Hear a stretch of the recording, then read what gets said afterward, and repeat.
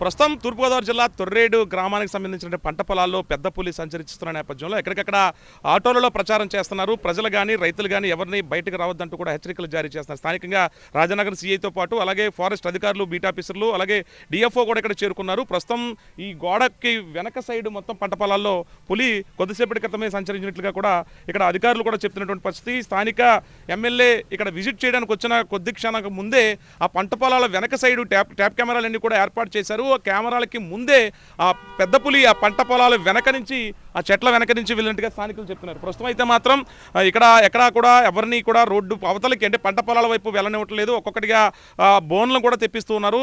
ఛత్తీస్గఢ్ నుంచి వెస్ట్ గోదావరి వచ్చినటువంటి ఈ పెద్ద పులికి సంబంధించి ఆ గోదావరిలో నుంచి యువతల వైపుకి, వెస్ట్ గోదావరి నుంచి ఇటు తూర్పుగోదావరి జిల్లా వైపుకి చేరుకుంది. ఈ రోడ్డు మార్గానికి పక్కనే ఉన్నటువంటి పంట పొలాల్లోంచి చేరుకున్నటువంటి పరిస్థితి. ప్రస్తుతం బోన్లలో తెప్పించారు. ప్రస్తుతం అధికారులు బోన్లు తెప్పించి ఇవన్నీ కూడా లోపల ఫిట్ చేయబోతున్నారు. ఈ బోన్లోనే ఇక్కడ దీనికి ఆహారం వేసిన తర్వాత ఈ బోన్ ఆటోమేటిక్గా తెరుచుకుంటుంది.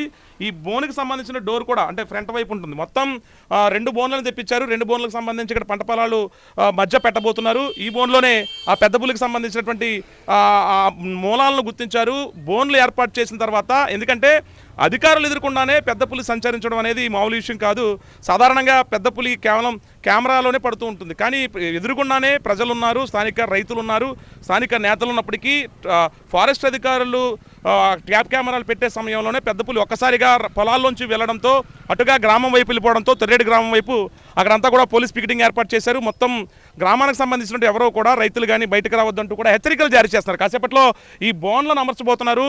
టైగర్కి సంబంధించినటువంటి పట్టుకునేందుకు ఫారెస్ట్ అధికారులు అప్రమత్తం అవుతున్నారు. కాసేపట్లో బోన్లను ఏర్పాటు చేసి చనిపోయినటువంటి ఏదైతే అక్కడ ఆవులు ఉన్నాయో ఆవుల రక్తం దగ్గరే అవి ఉంచేశారు. వాటి చూసి ఆహారం కింద వస్తుంది కాబట్టి ఆ టైగర్ని పట్టుకునేందుకు ప్రస్తుతం అయితే మాత్రం ఆపరేషన్ కొనసాగుతుంది తొర్రేడు గ్రామంలో.